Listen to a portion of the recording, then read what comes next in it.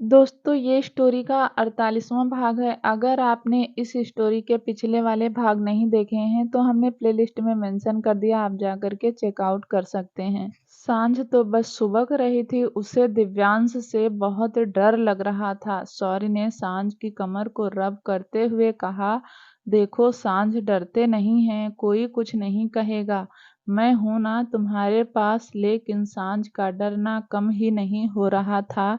वहीं दिव्यांश का दिमाग घूम गया। दिव्यांश अपने दिमाग पर जोर डालने लगा, लेकिन उसे याद ही नहीं आ रहा था। उसने सांझ को कहा, देखा? सौर्य ने दिव्यांश को देखकर कहा, प्लीज दिव्यांश तुम जाओ, यह डर रही है। दिव्यांश ने कहा, सौर्य मैं श्योर हूँ, मैंने इस लड़की को कहीं देखा है, जरा इस लड़की को मेरी तरफ घुमाओ। सौर्य ने मना कर दिया, लेकिन दिव्यांश के बहुत ज्यादा कहने पर सौर्य ने धीरे धीरे सांझ का चेहरा दिव्यांश की तरफ घुमा दिया।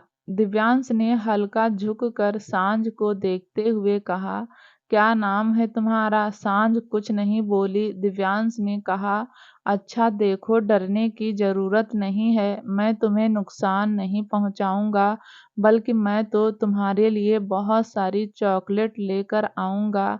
आप बताओ मुझे क्या नाम है तुम्हारा? सांझ ने धीरे से कहा, सांझ। सांझ सुनकर दिव्यांश ने एक नज़र सांझ को देखा और सौर्य के चेहरे पर हल्की सी मुस्कान आ गई। दिव्यांश ने फिर कहा, अच्छा तुम्हारा नाम सांझ है? सांझ ने हाँ में गर्दन हिला दी। दिव्यांश ने अपना हाथ बढ़ाते हुए कहा, तुम मुझसे दोस्ती करोगी, मैं भी शौर्य की तरह तुम्हारा ख्याल रखूंगा। सांझ ने ना में गर्दन हिला दी। इतना बोलकर सांझ फिर से शौर्य के सीने से जा लगी।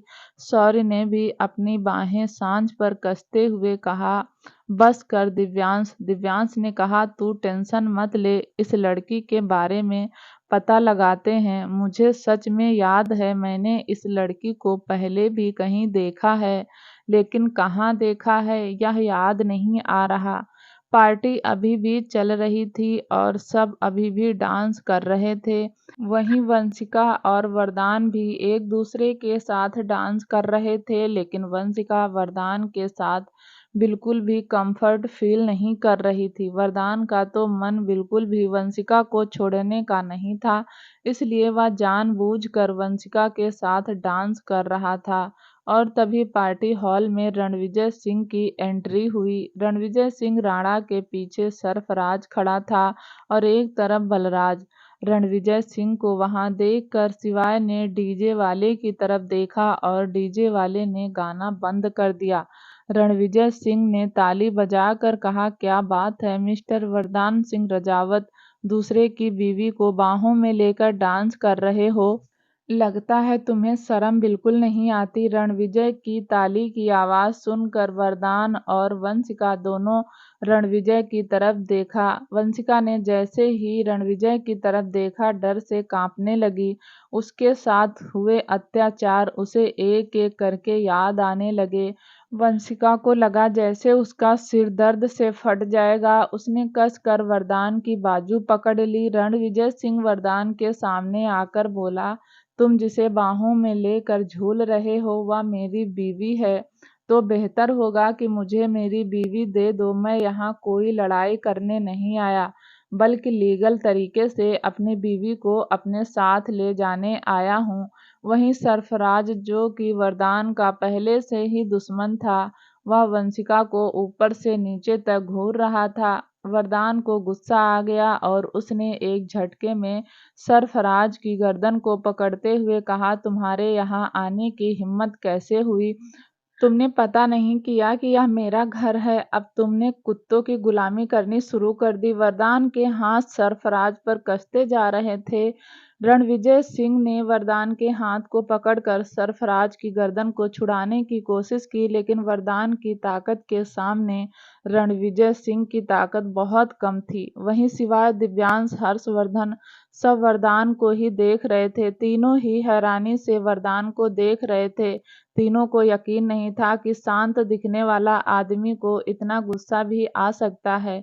शिवाय कुछ देर तक तो नजर गड़ाए देखता रहा, फिर उसने अपनी कलाई घुमाकर अपने बालों में हाथ मारा और वरदान के पास जाकर उसका हाथ पकड़कर कहा, छोड़िए ससुर जी, यह वक्त नहीं है यह सब करने का। इन्हें हम बाद में देख लेंगे, पहले इनसे पूछ तो लें इन्होंने यहाँ आने की तकलीफ क्यों की। शिवाय के कहने पर वरदान ने अपनी पकड़ सरफराज से छोड़ दी, लेकिन अगले ही पल उसे गुस्से में पॉइंट करके कहा, अगली बार दिख गए तो कभी किसी को नहीं देखोगे। शिवाय ने मन ही मन कहा, क्या बात है ससुर जी, तो डायलॉग भी पूरे मारते हैं। और वरदान ने फिर सुलगती हुई आंखों से रणविजय सिंह को देखते हुए कहा, हाँ तो तुम क्या कर रहे थे। इस पर रणविजय सिंह ने भी दांत पीसते हुए कहा, यही कि वंशिका मेरी पत्नी है तो बेहतर होगा कि वंशिका को मेरे साथ भेज दो। वंशिका, जो अब भी रणविजय सिंह को देखकर डर रही थी, उसके चेहरे पर डर के मारे पसीना आ गया। वंशिका ने वरदान की बाजू कसकर पकड़ी हुई थी, जिसका साफ मतलब था कि वह कहीं ना कहीं जाना नहीं चाहती, और इस इंसान के साथ तो बिल्कुल नहीं। वरदान ने वंशिका की कमर पर हाथ लपेटकर उसे खुद के सीने से लगा कर कहा, नहीं भेजता अपनी वंशिका को, तुम्हारे साथ जो करना है कर लो। रणविजय सिंह ने तंज भरी मुस्कान के साथ कहा, मैं भी जानता हूँ आसानी से तो तुम मुझे वंशिका दोगे नहीं, इसलिए मैं लीगल नोटिस लेकर आया हूँ। रणविजय सिंह ने कुछ पेपर वरदान की तरफ बढ़ाते हुए कहा, लीगल तौर पर यह मेरी बीवी है और इसे मुझे यहाँ से ले जाने से कोई नहीं रोक सकता, खुद वंशिका भी नहीं। वरदान ने वह पेपर नहीं पकड़े क्योंकि वह तो रणविजय सिंह को गुस्से से देख रहा था, लेकिन शिवाय ने वह पेपर ले लिए, उससे पढ़ने लगा। शिवाय ने पेपर पढ़ते हुए कहा, यह पेपर ओरिजिनल है। रणविजय सिंह ने हाँ में गर्दन हिला दी। शिवाय ने अगला सवाल किया, तो इसकी बहुत सारी कॉपी होंगी आपके पास तो, या तो डुप्लीकेट होगी ना, हमें वर्जनल लाकर दीजिए ना। रणविजय सिंह ने दांत पीसते हुए कहा, यह ओरिजिनल ही है, मेरे पास कोई डुप्लीकेट कॉपी नहीं है। यह सुनकर हर्षवर्धन और दिव्यांश के चेहरे पर हंसी आ गई, क्योंकि दोनों ही जानते थे शिवाय ने रणविजय सिंह राणा को अपनी बातों में फंसा लिया और उससे सच भी बुलवा लिया। शिवाय ने वह पेपर उलट पुलट कर देखे और वह पेपर फाड़ दिए। जैसे वह पेपर फट रहे थे, रणविजय सिंह राणा की आंखें बड़ी हो गई। रणविजय सिंह राणा ने गुस्से में कहा, तुम्हें अकल नहीं है, तुमने ओरिजिनल कॉपी फाड़ दी। इस पर शिवाय ने कहा, शांत शांत हो जाइए, अब आपके पास कोई प्रूफ नहीं है कि वंशिका आपकी वाइफ है, बेहतर होगा जैसे हो वैसे चले जाइए। आज हम सब बहुत खुश हैं और हम कोई फाइट नहीं करना चाहते। रणविजय सिंह राणा गुस्से में शिवाय को देख रहा था और उसने गुस्से में कहा, तुम मेरे रास्ते में आना बंद करो, वरना तुम्हारे लिए अच्छा नहीं होगा। तुम जानते नहीं हो मैं कौन हूँ। इस पर शिवाय ने भी गुस्से में कहा, हाँ जानता हूँ, एक नंबर के घटिया इंसान हो जो पैसों के लिए कुछ भी कर सकता है, जिनकी नज़रों में रिश्तों की कोई अहमियत नहीं, जो पैसों के लिए किसी को कुत्ता बना भी सकता है और खुद कुत्ता भी बन सकता है। कहते हुए शिवाय ने एक नज़र सरफराज और बलराज की तरफ देखा। रणविजय सिंह राणा ने भी पूरे एटीट्यूड के साथ कहा, शिवाय रघुवंशी इतना ही नहीं उछलते। शिवाय ने भी अपनी बाजू फोल्ड करते हुए कहा, मैं तो इतना ही उछलूंगा, क्या कर लोगे, क्या कर सकते हो तुम। एक बात ध्यान रखना, तुम मेरा कुछ नहीं कर सकते, लेकिन मैं तुम लोगों का बहुत कुछ कर सकता हूँ। अगर मैं तुम्हारी कैद से वंशिका को निकाल कर ला सकता हूँ तो तुम्हें तुम्हारी कैद में भी कर सकता हूँ। इसीलिए तुम मुझसे टकराने से पहले 4 बार सोचना। मैं सॉरी नहीं हूँ जिसे तुम बहनों के नाम पर ब्लैकमेल कर सकते हो। मैं शिवाय हूँ, शिवाय रघुवंशी। आंखें दिखाने वाले की आंखें फोड़ देता हूँ और हाथ उठाने वाले को जान से मार देता हूँ। मुझसे दूर रहना, दूर रहोगे तो जिंदा रहोगे, मेरे करीब आए तो मौत निश्चित है, समझे। इस बार सरफराज ने कहा, तुम्हें क्या लगता है यह पेपर पढ़ने के बाद हम इस वंशिका को अपने साथ नहीं ले जा सकते। इस बार शौर्य ने भी शिवाय के बराबर में खड़े होकर कहा, हाँ नहीं ले जा सकते, और अगर हिम्मत है तो ले जाकर दिखाओ। सरफराज ने एक टेढ़ी मुस्कान के साथ कहा, बहुत अक्कड़ है तुम दोनों को, चलो तुम्हारी अक्कड़ निकाल देता हूँ। इतना कहकर सरफराज ने आवाज लगाई, अंदर आ जाओ। तभी एक वकील अंदर आ गया। उस वकील के हाथ में कुछ पेपर थे। सरफराज ने वह पेपर लेकर शौर्य की तरफ बढ़ाते हुए कहा, यह आखिरी कॉपी नहीं है, ऐसी बहुत सारी कॉपी हैं हमारे पास जिसमें साफ साफ लिखा हुआ है वंशिका की शादी रणविजय सिंह से हुई है और लीगल तरीके से हुई है, भाग कर नहीं। इतना कहकर उसने वरदान की तरफ देखा और वरदान ने गुस्से में अपनी मुट्ठियां कस ली। शिवाय और शौर्य दोनों ही उस पेपर को देख रहे थे और तभी शिवाय का फोन वाइब्रेट हुआ। उसमें किसी का मैसेज आया हुआ था। शिवाय ने वह मैसेज देखा और मुस्कुराकर शौर्य से कहा, शौर्य, अब हम तुम्हारी बुआ को अपने पास नहीं रख सकते, उसे जाना ही होगा। यह सुनकर शौर्य की आंखें हैरानी से शिवाय को देखने लगी। वहीं हर्षवर्धन दिव्यांश दोनों ही रिलैक्स थे, क्योंकि वह जानते थे शिवाय इतनी जल्दी हार मानने वाला नहीं है। शिवाय ने वंशिका की बाजू पकड़कर कहा, ससुर जी का हाथ छोड़िए सासू माँ, आपको उनके साथ जाना ही होगा। आपको उनके साथ ले जाने से कोई नहीं रोक सकता। लेकिन वंशिका तो अभी भी वरदान से ही चिपकी हुई थी। वह वरदान को छोड़ने के लिए तैयार ही नहीं थी। वरदान ने भी शिवाय की तरफ देखकर कहा, यह क्या कह रहे हो तुम? वरदान ने कहा, मैं उनके साथ वंशिका को नहीं भेज सकता। इस शिवाय ने आंखें दिखाते हुए कहा, क्यों नहीं छोड़ सकते? आखिर यह आपकी लीगल वाइफ नहीं है, या लीगल वाइफ चोर उचक्के कुत्ते की है, तो प्लीज इन्हें तो ले जाने दीजिए। वरदान शिवाय की बात समझ नहीं पा रहा था, लेकिन कहीं ना कहीं उसे लग रहा था शिवाय ने कोई प्लानिंग की है। इसलिए उसने वंशिका का हाथ अपने हाथ से छुड़ा लिया। वंशिका रोनी सूरत बनाकर वरदान को देखने लगी। वरदान वंशिका को ऐसे देखना नहीं चाहता था, लेकिन फिलहाल उसके पास ऑप्शन नहीं था। शिवाय ने भी वंशिका का हाथ पकड़कर हल्का सा खींचते हुए कहा, सासू माँ छोड़िए ससुर जी को, अभी इनके पास आने में वक्त है, जाइए उनके साथ जाइए। इतना कहकर उसने वंशिका को रणविजय सिंह के सामने लाकर खड़ा कर दिया। रणविजय सिंह के चेहरे पर हल्की सी जीत की मुस्कान आ गई। रणविजय सिंह ने गुस्से में वंशिका की बाजू पकड़कर दांत पीसते हुए कहा, अब चलो यहाँ से, बाकी तुम्हें घर जाकर बताता हूँ। मुझसे बगावत करने चली हो? रणविजय सिंह राणा से बगावत करोगी तो 24 हंटर लग जाएंगे, तो शांत हो जाओगी। तुम्हें लगता है कि वरदान तुम्हें मुझसे बचा लेगा? वरदान कभी भी तुम्हें मुझसे नहीं बचा सकता, समझी तुम? इतना कहकर रणविजय सिंह राणा वंशिका को खींचने लगा। वरदान के तो जैसे जान पर बन आई थी, वह वंशिका को जाते हुए नहीं देख सकता था, इसीलिए वह पलट गया। वरदान के पलटते ही शिवाय के चेहरे पर हल्की सी मुस्कान आ गई। शिवाय ने मन ही मन कहा, अरे ससुर जी, थोड़ा सा तमाशा तो देख लीजिए, थोड़ी देर बाद आपको सासू माँ मिल जाएंगी, वह भी बिल्कुल सही सलामत अपनी यादाश्त के साथ। वहीं रणविजय सिंह वंशिका को खींच रहा था। वह जानबूझकर ऐसे खींच रहा था ताकि वरदान को गुस्सा आ जाए और वह उसे रोकने की कोशिश करे, लेकिन वह यह भी जानता था वरदान मजबूर है, उसे रोक नहीं पाएगा। वंशिका भी रणविजय के खींचने से खिंच नहीं रही थी, लेकिन वंशिका के मन में कुछ पुरानी यादें चल रही थी। जब रणविजय सिंह ऐसे ही उसे खींचकर उसे खंडर में ले जा रहा था और रणविजय ने एक ही झटके में वंशिका को उसकी जेल में बंद कर दिया था। वंशिका को इसके साथ साथ और भी यादें हिंट कर रही थी। उसके सामने बार बार वरदान का चेहरा आ रहा था, लेकिन वह धुंधला धुंधला सा था। वंशिका को शौर्य का बचपन भी याद आ रहा था। वंशिका को अपने भैया भाभी शारदा और सोमदत्त भी याद आ रहे थे, लेकिन सब कुछ धुंधला धुंधला सा। रणविजय सिंह वंशिका को खींचता हुआ पार्टी के गेट तक ले आया, लेकिन अगले ही पल रणविजय ने महसूस किया कि वंशिका उसे खींच नहीं रही है। रणविजय सिंह ने पलट कर देखा तो वंशिका अपनी पूरी जान लगाकर एक जगह खड़ी हुई थी। रणविजय ने आंखें दिखाकर वंशिका से कहा, लगता है तुम मेरी बेल्ट भूल गई हो। वंशिका ने अपना हाथ रणविजय के हाथ से झटके से छुड़ाया और रणविजय सिंह की आंखों में देखकर गुस्से में बोली, सब कुछ याद है, तुम्हारा हर एक टॉर्चर याद है, तुम्हारा हर एक अत्याचार याद है, तुमने जो मेरे परिवार के साथ किया वह सब कुछ याद है, कुछ भी नहीं भूली। वंशिका वरदान सिंह रजावत यह सुनते ही वरदान ने पलट कर वंशिका को देखा और फिर शिवाय को और शिवाय ने अपने कंधे उचका दिए, जैसे कहना चाहता हो सासू माँ को सब कुछ याद आ गया।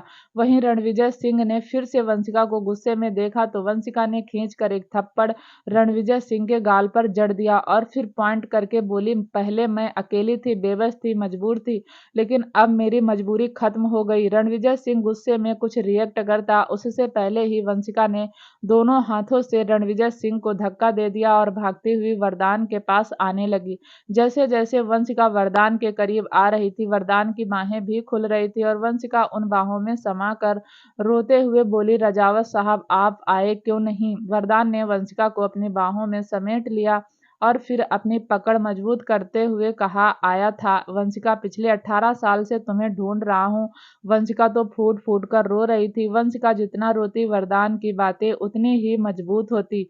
अपने माँ पापा को देखकर आर्या को भी रोना आ गया और वह भी हीर के गले लगकर रोने लगी। एक चाटा खाने के बाद भी रणविजय सिंह को अक्ल नहीं आई। वह वापस से वरदान की तरफ आया। वह वरदान को कुछ बोलता उससे पहले ही वरदान ने एक हाथ से रणविजय सिंह का गला पकड़ लिया और दांत पीसते हुए कहा, मैं इसीलिए चुप था क्योंकि शिवाय ने मुझे चुप रहने के लिए कहा था, वरना तुम्हारे ये घटिया पेपर मेरी वंशिका को मुझसे दूर नहीं कर सकते थे। रणविजय सिंह खांस रहा था लेकिन वरदान ने उसका गला नहीं छोड़ा। शिवाय ने फिर से गला छुड़ाते हुए कहा, ससुर जी आप सासू माँ को संभालिए, इसे मैं संभालता हूँ।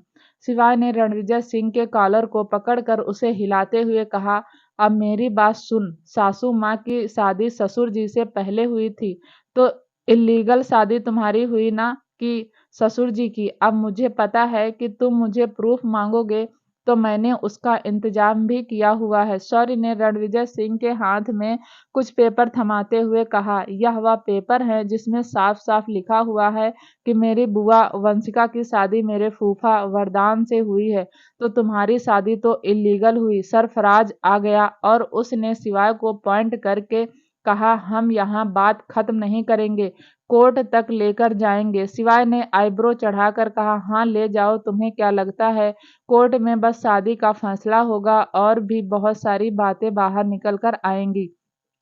सासू माँ 18 साल से कहाँ थी, क्या कहेंगे कि उसे तुमने कैद किया हुआ था। और अब जब सासू माँ तुम दोनों के खिलाफ गवाही देंगी, जब तुम दोनों क्या करोगे। वह भी छोड़ो, तुमने जो मेरी छुईमुई पर अत्याचार किए थे वह भी कोर्ट के सामने आएगा। फिर भी तुम कोर्ट में जाना चाहते हो तो जा सकते हो, मुझे कोई प्रॉब्लम नहीं है, पर मैं एक ही सलाह दूंगा कि कोर्ट जाने से अच्छा है कि हम सब कोर्ट के बाहर ही इसे सुलझा ले। मैं तुम तीनों को गोली मार देता हूँ और देखो झगड़ा ही खत्म। सरफराज कुछ बोलता उससे पहले ही बलराज ने सरफराज का हाथ पकड़कर कहा, सरफराज चलो यहाँ से। लेकिन सरफराज सुलगती हुई आंखों से शिवाय को देख रहा था। शिवाय ने भी गुस्से में कहा, बलराज सही कह रहा है, चले जाओ वरना मेरे गुस्से से कोई नहीं बच सकता, कोई भी नहीं। बलराज ने फिर रणविजय सिंह का हाथ पकड़कर कहा, राणा साहब आप भी चलिए, इस बारे में बाद में बात करेंगे। बलराज जैसे जैसे सरफराज और रणविजय सिंह राणा को वहां से लेकर जाने लगा तो शिवाय ने बलराज को पीछे से रोकते हुए कहा, बलराज साहब मैंने पहले भी कहा था मुझसे झूठ मत बोलना, लेकिन तुमने मुझसे फिर भी झूठ बोला। अब अपने परिवार की लाश पर रोने के लिए तैयार हो जाओ। सुना है तुम्हारी एक 18 साल की बेटी है। यह सुनते ही बलराज ने अपना सलाइवा गटक लिया। बलराज जानता था अगर शिवाय को उसके झूठ के बारे में पता चलेगा तो वह उसे छोड़ेगा नहीं, लेकिन फिलहाल बलराज कुछ नहीं कर सकता था। बलराज ने पलटकर शिवाय को देखा, जैसे रिक्वेस्ट कर रहा हो कि वह उसके परिवार को इन सब में ना घसीटे। शिवाय ने भी हाथ बांध कर एटीट्यूड के साथ कहा, चलो नहीं घसीटता तुम्हारे परिवार को, तुम अपने परिवार की लाश पर रोना नहीं चाहते हो तो कोई बात नहीं, लेकिन तुम्हारा परिवार तुम्हारी लाश पर जरूर रोएगा। शिवाय की बात सुनकर बलराज का तो जैसे दिमाग ही खराब हो गया। उसे समझ नहीं आ रहा था वह क्या करे, लेकिन फिर खुद को संभाल कर जैसे तैसे सरफराज और रणविजय सिंह को लेकर वहां से चला गया। उन तीनों के जाते ही हर्षवर्धन वरदान के पास आकर बोला, रजावत साहब अब इजाजत दीजिए, आप वंशिका जी को संभालिए। वरदान ने हाँ में गर्दन हिला दी। हर्षवर्धन ने फिर शिवाय की कलाई पकड़कर उसे खींचते हुए कहा, अब चलो बहुत डायलॉग मार लिए, पता नहीं इतने डायलॉग लाता कहाँ से है। या एक एक डायलॉग साउथ इंडियन मूवी का लगता है। अब चल यहाँ से। शिवाय के चेहरे पर तो एक मुस्कुराहट थी और वह खिंचता हुआ हर्षवर्धन के साथ जा रहा था। फिर उसने खुश होकर एक फ्लाइंग किस आर्या को दी और आर्या के चेहरे पर एक मुस्कुराहट आ गई। फिर शिवाय ने हंसकर कहा, बस मेरी छुई मुई यह मुस्कुराहट कम नहीं होनी चाहिए, वरना शिवाय सच में आधी दुनिया को आग लगा देगा। हर्षवर्धन ने शिवाय को गाड़ी में बैठाते हुए कहा, बस बस मेरे आशिक, पता नहीं इतनी डायलॉग मार कैसे लेता है। तेरा मुंह नहीं दुखता, तेरा मुंह टेढ़ा नहीं होता। यह सब बोलते हुए शिवाय ने ना में गर्दन हिला दी। पार्टी खत्म हो गई और सब अपने अपने कमरे में चले गए। हर्षवर्धन भी अपने भतीजे को लेकर वहां से चला गया। हर्षवर्धन ने रूही और राजवीर को शादी तक रघुवंशी मेंशन रुकने के लिए राजी कर लिया। राजवीर तो रुकना ही नहीं चाहता था, लेकिन हर्षवर्धन की बात टालता भी नहीं था। रात के वक्त वंशिका आंखों में आंसू लिए बालकनी में खड़ी थी। वरदान स्टडी रूम में कुछ काम कर रहा था। तभी सौरी वरदान के पास आकर बोला, फूफा जी कम से कम आज तो काम मत कीजिए। आप भी जानते हैं मेरी बुआ को आपकी कितनी जरूरत है और आप यहाँ काम में लग गए। इस पर वरदान ने कहा, सॉरी तुम नहीं समझोगे।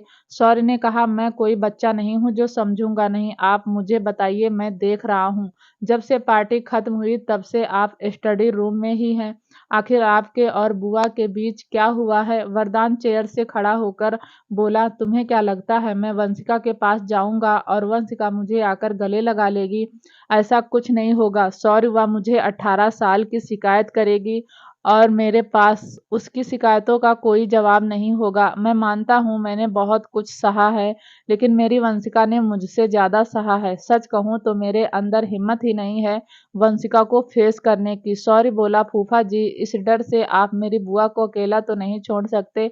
आज ही तो उनकी यादाश्त वापस आई है और आज ही आप यहाँ स्टडी रूम में हो। जब उनकी यादाश्त वापस नहीं आई थी तब आप उनके पास चेयर पर ही सो जाते थे और अब जब आपका इंतजार खत्म हो गया तो आप यहाँ आकर बैठ गए। चले जाइए, आज नहीं तो बुआ को फेस करना ही होगा। वरदान कुछ बोलता उससे पहले ही सौर्य ने कहा, प्लीज चले जाइए, समझने की कोशिश कीजिए। मैं आर्या के बच्चों को खिलाने से पहले आपके बच्चों को खिलाना चाहता हूँ। मुझे एक छोटा सा भाई दे दीजिए।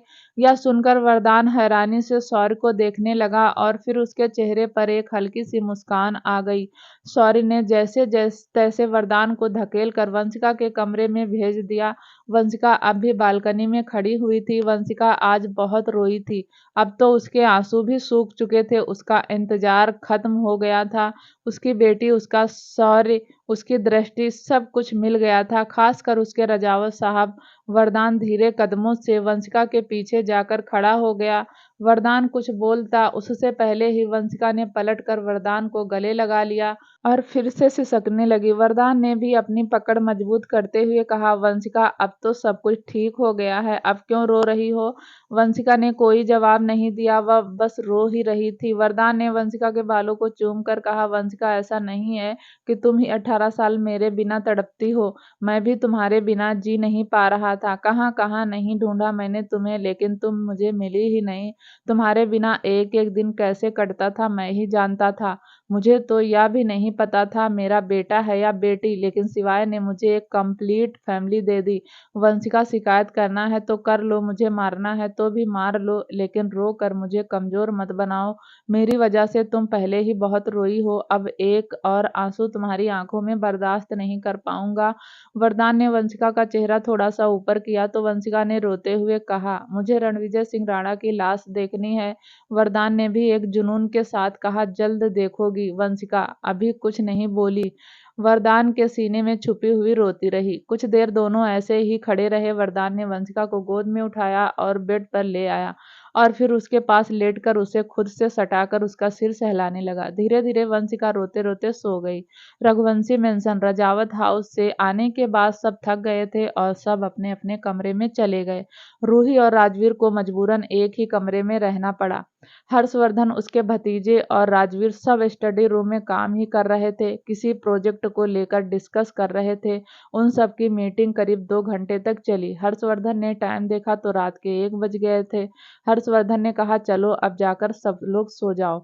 शिवाय ने पंच मारते हुए कहा, चाचू को जल्दी तरस नहीं आ गया हमारे ऊपर? मतलब आज ही हमारी सगाई हुई, हम लोग इतना थक गए और आते ही आपने हमें काम पर लगा दिया। बंधुआ मजदूर को भी एक दिन की छुट्टी मिल जाती है, लेकिन हमें देखो, हमारी हालत तो बंधुआ मजदूर से भी गई गुजरी है। शिवाय की बात सुनकर दिव्यांश ने भी हाँ में गर्दन हिला दी, जैसे हर्षवर्धन से कहना चाहता हो, चाचू शिवाय बिल्कुल ठीक कह रहा है, आपको हम पर थोड़ा तो तरस खाना ही चाहिए। हर्षवर्धन ने दोनों भाइयों को घूर कर देखा और फिर कहा, तुम दोनों की गर्दन आजकल एक साथ बहुत उठ रही है। पहले तो एक दूसरे को पंच मारते थे और अब दोनों मिलकर मुझे पंच मारते हो।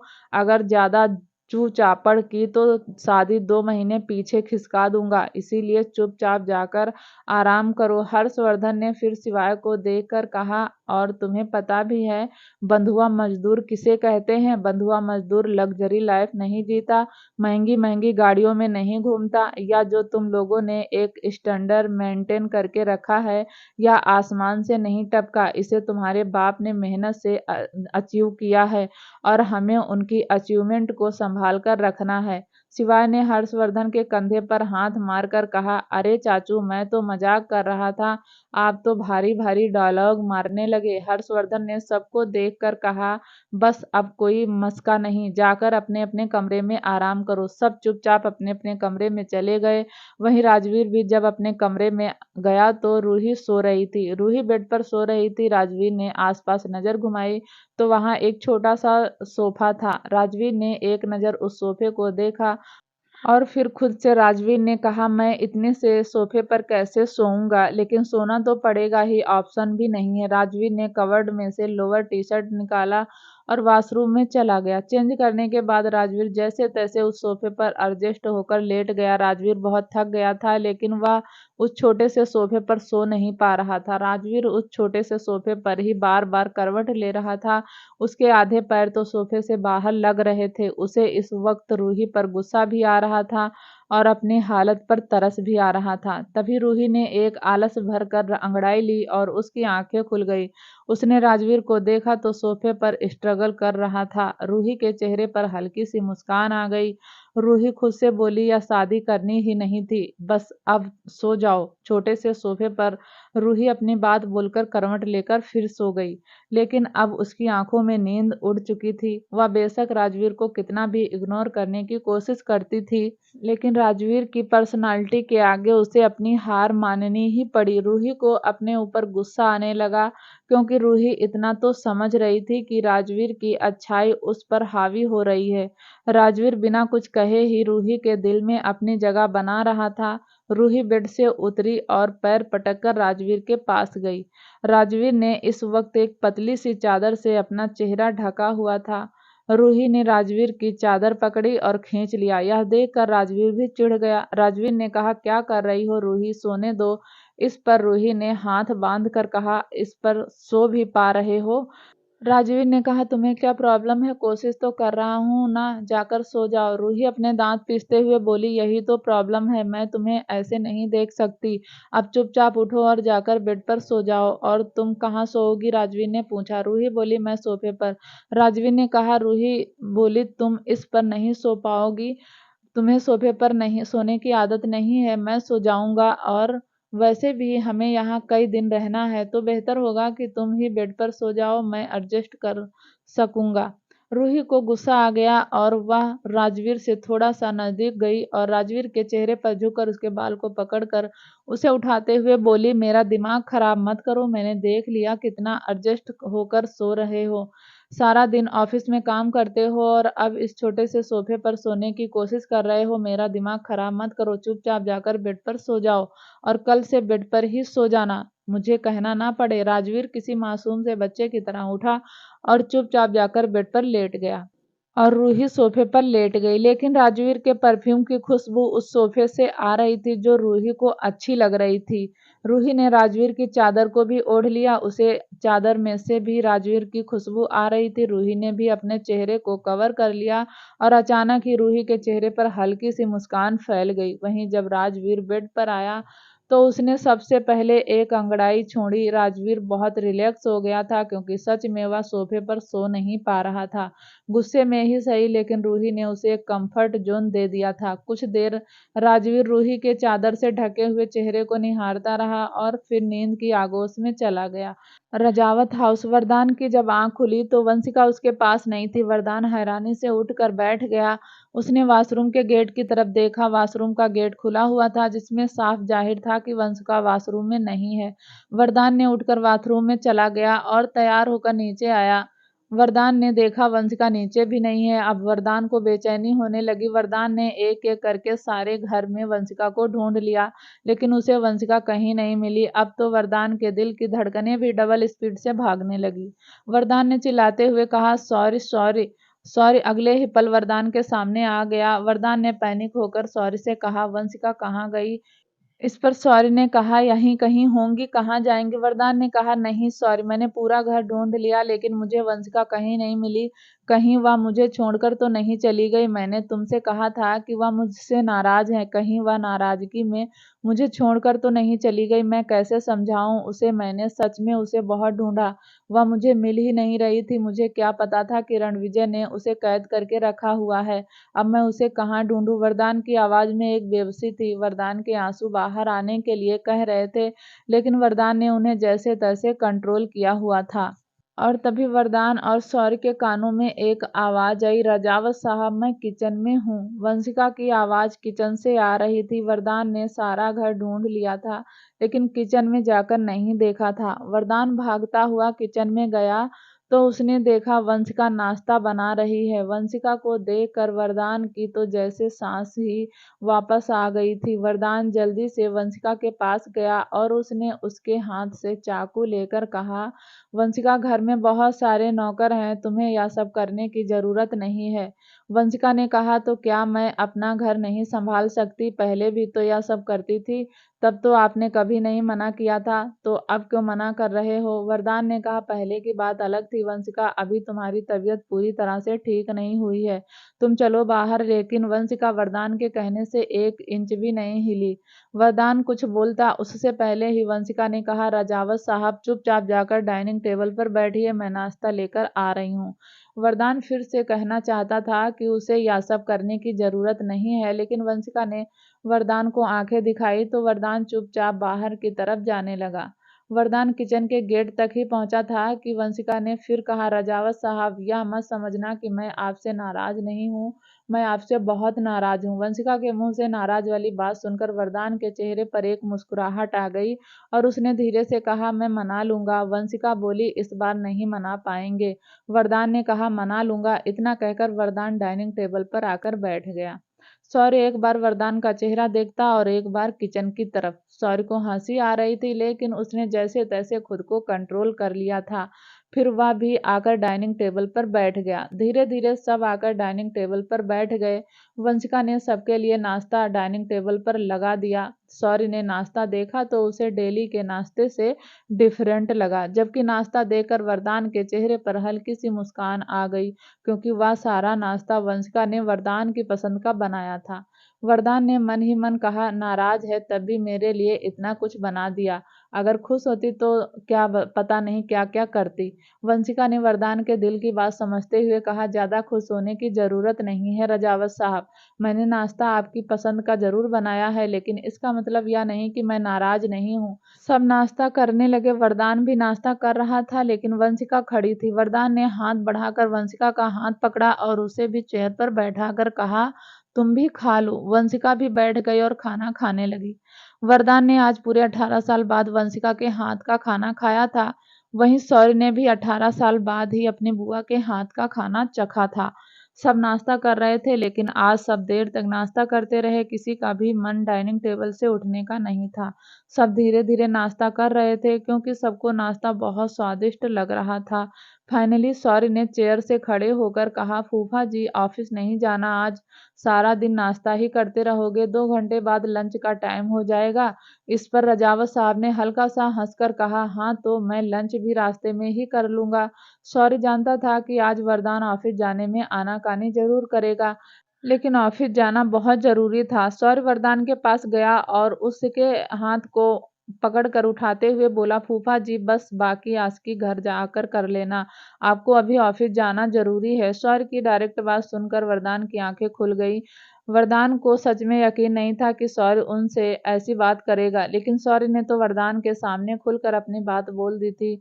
वरदान अपनी जगह से खड़ा होकर वंशिका को देखने लगा तो वंशिका ने बिना वरदान की तरफ देखे कहा, मुझे देखने से कुछ नहीं होगा, मैं जल्दी से नहीं मानने वाली, तो बेहतर होगा कि आप ऑफिस चले जाइए, बाकी बातें घर आकर कर लेंगे। वरदान का जाने का बिल्कुल मन नहीं था, लेकिन बुआ भतीजे वरदान के पीछे ही पड़ गए, इसलिए वरदान को ऑफिस जाना पड़ा। वरदान अपना कोट उठाकर ठीक करता हुआ वहां से चला गया और सौर्य उसने एक बार सांझ को देखा और बाय बोलकर चला गया। उनके जाते ही वंशिका ने आर्या की तरफ देखा और आर्या ने मुस्कुराकर वंशिका की तरफ देखा। वंशिका ने आर्या के सिर पर हाथ फेर कर कहा, तुम बताओ तुम्हें क्या क्या पसंद है, मैं कल तुम्हारी पसंद का नाश्ता बनाऊंगी। आर्या ने इशारों में वंशिका को अपनी बात समझाने की कोशिश की, लेकिन वंशिका आर्या के इशारे नहीं समझती थी। आर्या हाथों से इशारे कर रही थी और यह देखकर वंशिका की आंखों में पानी आ रहा था। आर्या 2 साल की थी जब रणविजय सिंह ने वंशिका को कैद कर लिया था। उसके बाद से वंशिका अब अपनी बेटी से मिली थी और अब भी इस हालत में थी। वंशिका को लग रहा था उसकी बेटी कितनी बुरी हालत में है, जबकि शिवाय ने तो आर्या को ऑलमोस्ट ठीक कर दिया था।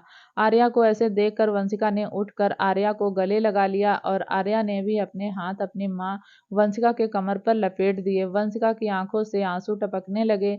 दृष्टि ने जब वंशिका का सिसकना सुना तो बोली, बुआ जी अब आप क्यों रो रही हैं, अब तो सब कुछ ठीक हो गया है। वंशिका सुबकते हुए बोली, मेरी बच्ची बोल नहीं सकती, पता नहीं मेरी बच्ची उस जानवर के साथ कैसे रहती थी। दृष्टि ने कहा, बुआ जी अब तो आर्या बिल्कुल ठीक हो गई है, बस इसकी आवाज आनी बाकी है, अब तो आप मत रोइए। वंशिका ने बढ़कर दृष्टि को गले लगा लिया, उसके माथे को भी चूम लिया। थोड़ी देर बाद वंशिका ने फिर पूछा, अच्छा दृष्टि तुम बताओ तुम्हें क्या पसंद है, कल मैं तुम्हारी पसंद का नाश्ता बनाऊंगी। इस पर दृष्टि ने कहा, मुझे और आर्या को पनीर के पराठे बहुत पसंद है, आप कल हमारे लिए पनीर के पराठे बना देना। वंशिका ने नम आंखों से मुस्कुराकर कहा, हाँ क्यों नहीं, फिर तुम दोनों अपने घर चली जाओगी। रघुवंशी मेंशन हर्षवर्धन एक बहुत जरूरी मीटिंग थी जिसमें इंडिया के बेस्ट इन्वेस्टर हर्षवर्धन रघुवंशी से मिलने आ रहे थे और हर्षवर्धन सबको राजवीर से इंट्रोड्यूस कराना चाहता था, इसीलिए उसने राजवीर को सूट पहनने के लिए कहा था। राजवीर मिरर में खड़ा होकर अपना कोट पहन रहा था और रूही सोफे पर लेटी हुई थी, राजवीर को देख रही थी। राजवीर बहुत देर से अपनी टाई बांधने की कोशिश कर रहा था, लेकिन उससे अपनी टाई बांधी नहीं जा रही थी। राजवीर टाई के साथ में स्ट्रगल कर रहा था। राजवीर ने मिरर में देखकर खुद से कहा, यार यह क्या मुसीबत है, कैसे बंधती है यार। राजवीर ने अपना फोन लिया और उसने यूट्यूब चलाकर टाई बांधना सीखने लगा, लेकिन राजवीर से टाई फिर भी नहीं बंधी। यह देखकर रूही कहीं ना कहीं मंद मंद मुस्कुरा रही थी। रूही ने राजवीर को अब तक शांत ही देखा था, लेकिन आज राजवीर बुरी तरह से चिढ़ गया था। एक छोटी सी चीज 6 फुट 1 इंच के आदमी को परेशान कर रही थी। फाइनली राजवीर ने जैसे तैसे टाई बांध ली और जैसे ही उसने नोट खींचा उसकी गर्दन पर टाई खींच गई। उसकी वजह से उसे खांसी आने लगी। राजवीर उस नोट को खोलने की कोशिश कर रहा था, लेकिन गलती से छोटी टाई का हिस्सा बार बार खींच रहा था, जिसकी वजह से उसकी टाई और ज्यादा उसके गले पर कस रही थी। पहले तो रूही राजवीर को ऐसे देखकर हंसने लगी, लेकिन अगले ही पल उसने महसूस किया कि राजवीर के गले में टाई बुरी तरह से फंस गई है। रूही जल्दी से राजवीर के पास आई और उसने एक ही झटके में वह टाई राजवीर के गले से अलग कर दी। राजवीर पूरी तरह हाँफ रहा था। रूही राजवीर को सोफे पर बिठाया और फिर उसकी कमर को हल्का हल्का थपथपाने लगी। रूही टेबल पर रखा हुआ एक गिलास का पानी लेकर आई, फिर राजवीर को देखकर गुस्से में बोली, अक्ल नहीं है, अगर टाई बांधनी नहीं आती तो मुझे कह सकते थे, लेकिन नहीं, दुनिया भर की अक्कड़ है तुम्हारे अंदर, इतना नहीं हुआ कि एक बार कह दें कि रूही मेरी टाई बांध दो। राजवीर ने पानी पिया और वह काफी हद तक नॉर्मल हो गया था। राजवीर ने धीरे से कहा, हाँ जैसे मैं तुम्हें कहता और तुम मेरी टाई बांध देती। हाँ बांध देती, लेकिन एक बार मुझसे कहते तो। लेकिन तुमने तो कसम खा रखी है जैसे मुझे कोई काम बताओगे ही नहीं, रूही ने अपनी नाराजगी दिखाते हुए कहा। राजवीर ने रूही की तरफ देखकर सीरियस होते हुए कहा, देखो रूही, तुम आज नहीं तो कल मेरी जिंदगी से चली जाओगी, तब भी तो मुझे यह काम खुद ही करने हैं। इसीलिए मैं ऐसी कोई आदत नहीं पालना चाहता जिसकी वजह से मुझे बाद में पछतावा पड़े। मैं पहले भी अपने काम खुद ही कर लेता था और अब भी खुद ही कर लूंगा। मैं किसी के भरोसे नहीं रहना चाहता, किसी के भी नहीं। राजवीर की बात सुनकर रूही भी सीरियस हो गई और वह भी राजवीर के चेहरे की तरफ देख रही थी। कुछ सेकंड तक दोनों एक दूसरे को देखते रहे, फिर अचानक रूही ने हंसकर कहा, हाँ मैं जानती हूँ तुम काफी सालों से सेल्फ डिफेंस हो, खुद का खाना बनाते हो, खुद कपड़े धोते हो, खुद अपने घर की सफाई करते हो, लेकिन हर काम खुद नहीं होता, कुछ काम में किसी की हेल्प ले लेनी चाहिए, समझे। इतना कहकर रूही घुटनों के बल राजवीर के सामने बैठ गई और उसने टाई राजवीर के गले में डालकर बांधने लगी। रूही का ध्यान टाई बांधने पर था, जबकि राजवीर प्यार भरी नजरों से रूही को देख रहा था। उसके मन में कहीं ना कहीं रूही को लेकर एक उम्मीद जन्म ले चुकी थी, शायद ही इस रिश्ते को अपना ले, लेकिन कहीं ना कहीं उसका दिमाग यह भी कहता था कि रूही इस रिश्ते को नहीं अपनाएगी।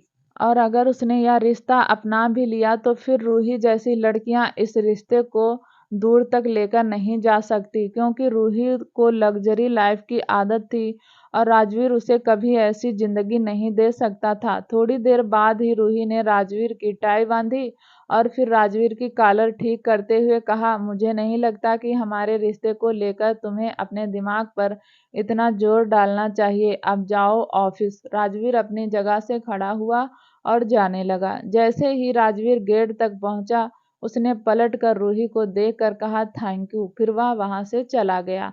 लेकिन रूही के चेहरे पर एक अजीब सी उदासी आ गई। राजवीर का मूड अब रूही को इफेक्ट करने लगा था। राजवीर सीरियस रहता था तो रूही को अच्छा नहीं लगता था। इस रिश्ते में राजवीर जितना परेशान था, उससे कहीं ज्यादा रूही परेशान थी। राजवीर तो फिर भी इस रिश्ते को अपनाने का मन बना चुका था, लेकिन रूही उसे तो अभी भी कुछ समझ नहीं आ रहा था। वहीं दूसरी तरफ दिव्यांश ने अपने सारे आदमी सांझ के बारे में पता लगाने के लिए लगा दिए थे। दिव्यांश ने कई बार याद करने की कोशिश की कि उसने सांझ को कहाँ देखा है, लेकिन उसे कुछ भी याद नहीं आ रहा था। तभी दिव्यांश का फोन रिंग हुआ। दिव्यांश ने जब अपने फोन की रिंग सुनी तो उसका ध्यान सांझ से हट गया। दिव्यांश ने फोन रिसीव करके कहा, हेलो। सामने से आवाज आई, सर अमेरिका के डॉक्टर की अपॉइंटमेंट मिल गई है, वह दृष्टि मैम का ऑपरेशन करने के लिए तैयार हैं, लेकिन उन्होंने अगले महीने की डेट फिक्स की है। यह सुनकर दिव्यांश के चेहरे पर मुस्कुराहट आ गई। उसने खुश होकर कहा, या तो गुड न्यूज है, मैं दृष्टि को लेकर अगले महीने अमेरिका आ जाऊंगा और वहीं दृष्टि की सर्जरी हो जाएगी और मेरी दृष्टि देखने लगेगी। सामने से आवाज आई, जी सर, शादी के बाद आप मैम को लेकर अमेरिका ही चले जाना। दिव्यांश ने हाँ में कहकर फोन कट कर दिया। दिव्यांश के चेहरे पर अभी बड़ी सी मुस्कुराहट थी। दिव्यांश पिछले 1 साल से दृष्टि की ऑपरेशन के लिए अमेरिका के एक सीनियर डॉक्टर से अपॉइंटमेंट लेने की कोशिश कर रहा था और फाइनली वह अपॉइंटमेंट दिव्यांश को मिल गई। दिव्यांश ने आंखें बंद की और उसे दृष्टि का चेहरा दिखाई दिया। दिव्यांश ने खुद से कहा कि सिकंजी, अब तुम अपने दिव्यांश को देख सकोगी, अपने बेटे को देख सकोगी, अपने परिवार को देख सकोगी। अब तुम अंधेरे से रोशनी की तरफ आ जाओगी। मैं तुम्हारी दुनिया में रोशनी लाना चाहता हूँ, तुम्हें वह सारी खुशियां देना चाहता हूँ जो तुम डिजर्व करती हो। तभी दिव्यांश का फोन रिंग हुआ। दिव्यांश ने फोन रिसीव किया। फोन के दूसरी तरफ किसी ने कुछ कहा और दिव्यांश की आंखें फैल गईं। दिव्यांश कुछ सोचकर केबिन से निकलकर इंडस्ट्रीज के बाहर आ गया और फिर अपनी गाड़ी में बैठकर चला गया रजावत हाउस। धीरे धीरे 4 दिन बीत गए। फाइनली आज आर्या और दृष्टि की हल्दी थी। रजावत हाउस में शादी की तैयारी चल रही थी। वरदान ने छोटी सी छोटी चीज का ध्यान रखा था। उसने इस शादी में कोई भी कमी रहने नहीं दी थी। आर्या और दृष्टि के बोलने से पहले ही उनकी पसंद की हर चीज उनके सामने रखी हुई थी। रजावत हाउस में सब तैयार हो चुके थे। रघुवंशी फैमिली का इंतजार कर रहे थे। वरदान भी अपने कमरे में तैयार हो रहा था, तभी वंशिका, जिसने लाइट येलो कलर की साड़ी पहनी हुई थी, वह कमरे में आकर बोली, रजावत साहब जरा हीर को फोन करके तो पूछिए वह लोग अब तक क्यों नहीं आए हैं। वरदान अपने कुर्ते के बटन को बंद कर रहा था। उसने अपने कुर्ते के बटन बंद करते हुए कहा, वंशिका आ जाएंगे, इतना उतावलापन भी ठीक नहीं। वंशिका ने कहा, राजावत साहब बात उतावलेपन की नहीं है, मुहूर्त की ही है। हर काम मुहूर्त में ही अच्छा लगता है। अब आप देखिए ना, आपने मुझसे बिना मुहूर्त के शादी की और हमारे साथ क्या कुछ हो गया। यह सुनते ही वरदान ने नजर उठाकर वंशिका को देखा और वंशिका को महसूस हुआ कि उसने थोड़ा फ्लो में क्या कह दिया। यह बात सच भी थी कि वंशिका ने इस रिश्ते में वरदान से ज्यादा सहा था, लेकिन दर्द वरदान का भी कम नहीं था। उसका दर्द भी बहुत ज्यादा था। उसने ना जाने कितनी ही रातें बालकनी में ड्रिंक करके बिता दी थी, बस अपनी वंशिका के इंतजार में। वंशिका को जब महसूस हुआ कि उसने क्या कहा है, वह बाहर की तरफ जाने लगी तो वरदान ने उसकी कलाई पकड़कर अपनी तरफ खींच लिया और फिर उसे कसकर गले लगाकर कहा, मैं अपनी गलती मानता हूँ वंशिका, मुझे उस वक्त तुम्हारी बात मान लेनी चाहिए थी, लेकिन मुझे उस वक्त बस तुम चाहिए थी और कुछ नहीं। और इसीलिए बिना सोचे समझे, बिना किसी मुहूर्त को देखे मैंने तुमसे शादी कर ली, लेकिन मैंने उस गलती से बहुत कुछ सीखा। इसीलिए आज तुमसे वादा करता हूँ, आज के बाद तुम्हारी राय के बिना कभी कुछ नहीं करूँगा। कुछ भी नहीं, बस तुम जो बीत गया उसे भुलाने की कोशिश करो। वंशिका ने भी वरदान को कसकर पकड़ा हुआ था और उसकी आंखें नम हो गई थी। इन कुछ दिनों में वंशिका और वरदान का रिश्ता थोड़ा भी आगे नहीं बढ़ पाया था। वरदान अपने रिश्ते में कोई जल्दबाजी नहीं करना चाहता था, वहीं वंशिका को वरदान की पहल करने का इंतजार था। थोड़ी देर बाद सौरी ने फिर से गेट खटखटाते हुए कहा, रोमियो जूलियट का रोमांस हो गया हो तो नीचे चलिए, रघुवंशी फैमिली आ गई है।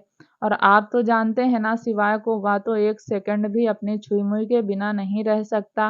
नीचे चलिए, वरना वह अपनी छुई मुई को आज ही उठाकर ले जाएगा और हम आपको शादी रघुवंशी मेंशन में करनी पड़ जाएगी। सौरी ने फिर हंसकर कहा, यह भी ठीक बात है। फिर विदाई का झंझट ही खत्म। सौरी की बात सुनकर वरदान ने वंशिका के माथे को चूमकर कहा, अच्छा अपनी आंखें साफ करो, नीचे चलो, मुहूर्त से पहले ही दोनों बच्चियों की हल्दी हो जाएगी।